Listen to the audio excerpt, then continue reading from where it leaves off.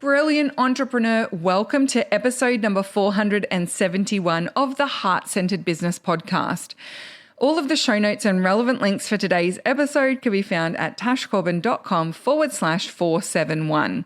And you're going to want to jot that one down for two big reasons. The first is that this episode of the podcast is the one in which I'm going to be sharing with you my business gamification framework.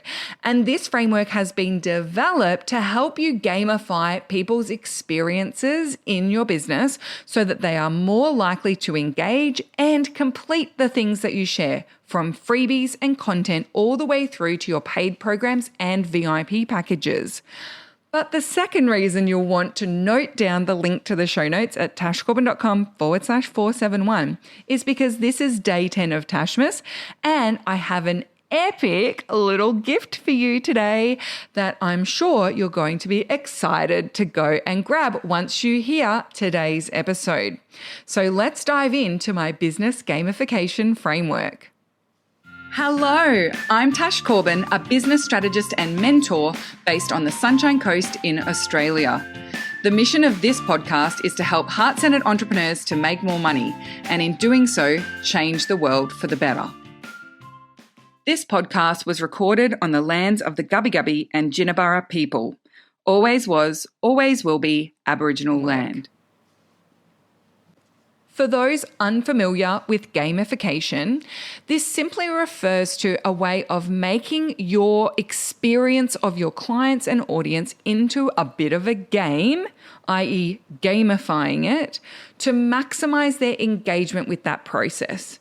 So whether it be gamifying your content so that it's more fun and people are more likely to engage with it and participate, or whether it be gamifying your online course so people are more likely to finish it, whether it be gamifying working with you one-on-one so that people are more likely to complete their homework. Gamification has been shown to work for both neurodivergent and neurotypical people to maximize their engagement with and completion of a new learning experience in particular. So gamification has some core principles, and there are lots and lots of different versions of those. So in school settings, they are using gamification more and more to encourage students to be excited to complete certain projects and tasks. Gamification is also used in the workplace as well as in things like computer games. It comes from the gaming culture and gaming industries. But I have, over the years, created a little business-specific version of gamification based on my past 6 years of gamifying my courses, my paid and free challenges, and my content. I've used gamification principles to maximize the people who attend my auctions and purchase from not only me, but also the people who I platform in the auctions. I've used gamification to maximize people's engagement with virtual conference. I've used gamification for my Kickstart program that I run at the start of each year. So I've been using gamification in a range of different ways in my business. And I first started playing with gamification 6 years ago in 2019. So my business gamification framework consists of 7 key principles. And I wanted to give you some examples of how I've applied those principles in different components in my business. Principle 1 is common across every gamification framework I have ever seen, and that is gamification starts with goals. So we can use either a short-term goal or the contribution to a long-term goal as part of the motivation that people have for engaging with whatever it is that you're trying to gamify. So if you want to gamify people's experience of listening to your podcast, for example, well, you need to connect that with a goal that they have, either a short-term goal that they have or connecting this particular engagement with a longer-term goal.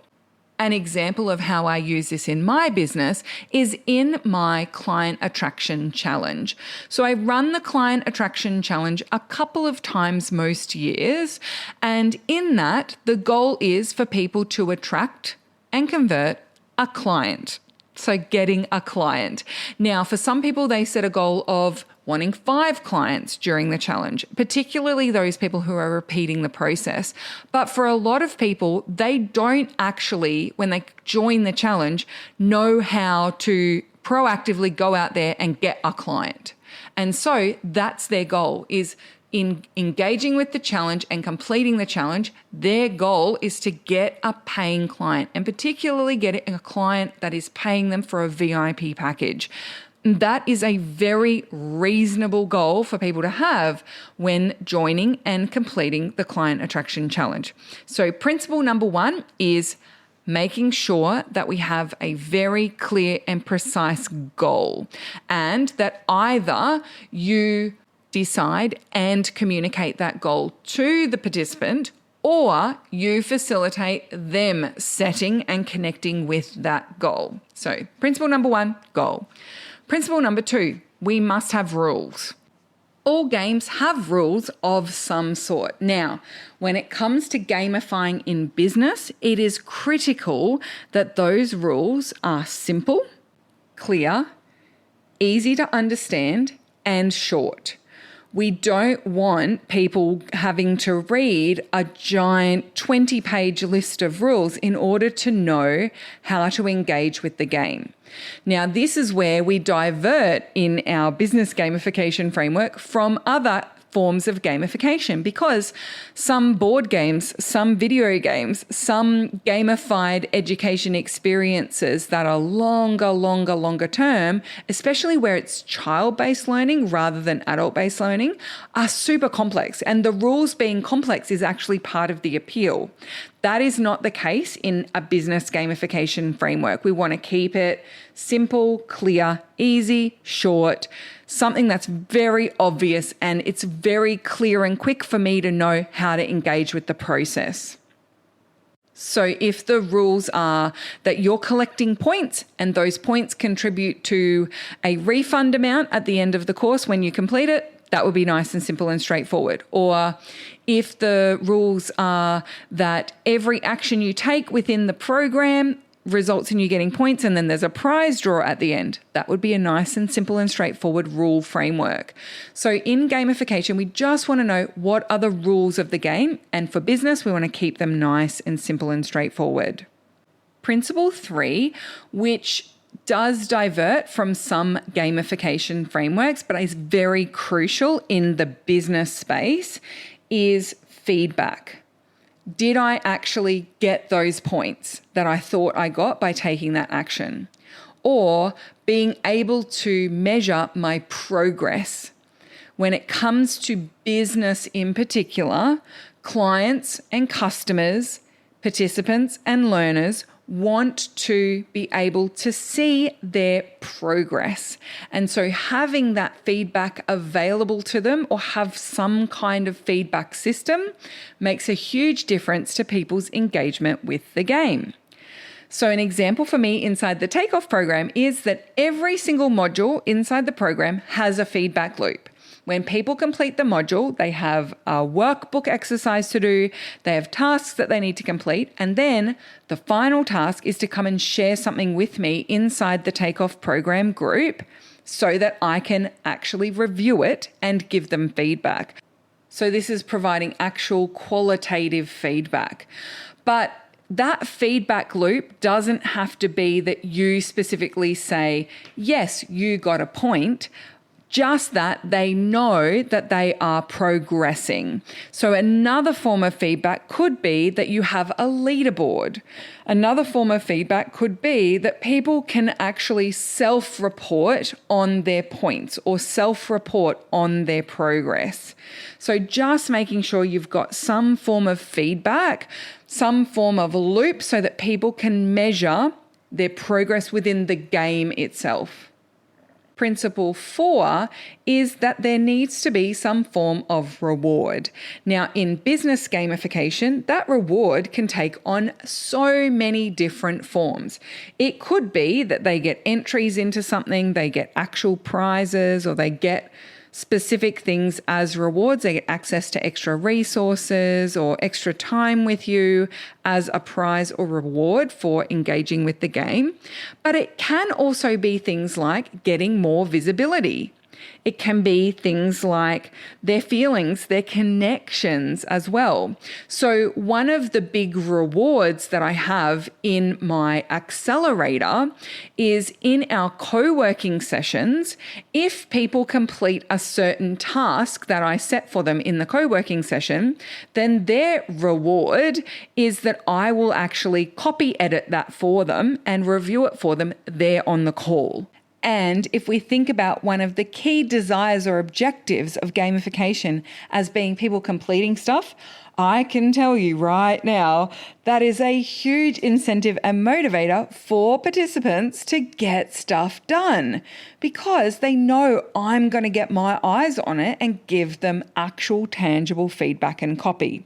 Now, there's also another layer to this because something that I used to be very frustrated with as a child, particularly at school, was that whenever I did a good job of something, I actually got the least amount of attention, feedback, and value add from my teacher. If I wrote an amazing book report, I would just get A+, no feedback. So that's something that I'm quite conscious of with my students inside my programs, as well as in particular for people inside the accelerator. And so something that I do is I will actually value add if what they do is great as well. So let's say we're working on promo posts for freebies and opt-ins, and I set the challenge to the accelerators to write 5 promo posts for one of their freebies, and if they get it done in the sprint, I will give them copy editing and feedback on it. Well, if they submit me 5 promos that are amazing and I have no edits or changes, I will actually write more promos for them. So rather than them just getting back, yep, that's fine, there's no feedback, there's no updates, there's no input from me, and almost they're like getting less support from me because they did a good job. For people who submit good stuff that I don't have feedback on, I will go a little bit deeper and reward them with doing some of the work, some of the writing for them. Now, I'm sure that you can imagine just how motivating and incentivizing that is for the accelerators. So we can find some really fun and really powerful ways to reward people in ways that really make sense for them and really aligns with what it is that you are trying to get them to engage with, what you're trying to deliver. Principle number 5 of my business gamification framework is motivation. And I actually divide this into 2 parts: intrinsic motivation and extrinsic motivation. So intrinsic motivation is our internal drive and desire, and extrinsic motivation is that external factor, which would be things like competition, accountability, and visibility. So where I want to maximize people's engagement with and completion of my programs and content, I try and find ways to drive up both the internal drivers and desire for that motivation, as well as the external. So the internal might be reminding people of their goals, reminding people of what it's contributing to their overall big picture. And the external might be things like having some sense of competition, having a leaderboard, having that point system. Something that I like to do, especially where my programs might have higher participant numbers, is to just give people an extra level of that sense of visibility and accountability by giving them the option of jumping into a small group mastermind, or I call them pods, inside the program. So if you are doing a program and there are 200 participants, but you have a small group of 4 of you who are doing it together as buddies, you're more likely to have that extrinsic motivation because you want to keep up with the people inside your pod. And I just quickly want to note here that I am someone who is driven by that extrinsic motivation. I love a bit of healthy competition. And I think particularly for those of us who have been raised in a gendered society, competition is often criticized as a strategy for women and girls in particular. So if you feel a little guilty about your sense of competition, I just want to reassure you that it is a very healthy, very natural drive for us to have. And it's simply that gendered upbringing often that makes us feel like there's something wrong with being driven by competition. But actually, there's an amazing opportunity to maximize your results and maximize your engagement when that sense of healthy competition is fostered. Principle 6 is particularly relevant for businesses, and if you are using the business gamification framework to get engagement from other business owners. And I've included it in my business gamification framework because it actually ties into adult learning principles. And so the principle that I have for principle 6 is choice, giving people choice. Now, this is particularly relevant for my business because a lot of entrepreneurs have that rebellious or maverick streak in them. It's part of the reason why they're attracted to entrepreneurship. They want to do things differently. They're the black sheep of the family, right? There is that sense of, don't tell me what to do. I want to be self-driven and self-led. I'm a rebel. I'm a maverick. I want to do it my way. So I'm just going to start my own business. Now, knowing that about my audience and the tendency to attract the rebellious and those mavericks, I know that when I create any kind of gamification inside my programs, there needs to be plenty of choice and plenty of opportunity for people to self-drive on their journey. The more I try to direct people to follow one specific pathway or do things in one specific way, the more likely people are to disengage with the gamification framework or disengage with the learning. And so giving people the option to do it their own way, do it in their own order, or choose their own adventure within that process definitely contributes to high engagement and high completion. A really fun example of this in my business is my bingo cards. So in some of my 5-day programs, in some of my events, even at the Heart Centered Business Conference coming up in September this year, I will have bingo cards that people can complete. Now, the beauty of a bingo card is that in order to get a line in bingo, you don't need to do every single task. You can choose the ones that you want to do from a menu. So I ran a program called Kickstart at the start of this year. And as part of the Kickstart program, people had a bingo card, and for every line they completed on the card, they got an entry into the prize draw at the end of the event. And so that had 5 by 5 in a grid, and people could therefore, out of 25 things, just choose 5 in a row that they felt like they could complete or felt like it was aligned with what they wanted to do. And they could then complete a row and get themselves an entry. So what this did was it allowed me to look at all of the different ways that people could be taking action that would contribute to them getting results and feeling like this was a great investment of their time, and give people plenty of options. But because they still had to get a line, right? They still had to get a row. it meant that they were more likely to at least be pushed outside of their comfort zone just a smidge in one or two of those tasks. No line was just all super simple, don't have to talk to another person, right? Because part of the Kickstart program was kickstarting people's engagement with their audience and their connection with their community. And so there was a connection task in every single line, in every single configuration of trying to get a row in the bingo. You would need to do some kind of connecting with other humans. And that was by design. But I didn't force them to do it in one specific way or a certain set of strategies. So if you are looking to incorporate some gamification into your content or your programs, I would definitely recommend looking for ways that you can give people choices in that journey. Give people options of how they engage with it or what they engage with within the program. And the final principle, principle 7 of my business gamification framework, is the most important one for me. And that is that there needs to be an opportunity to fail without punishment. No punishment failure is a critical thing for people, especially in my business, because we need to actually learn how to fail really quickly as business owners.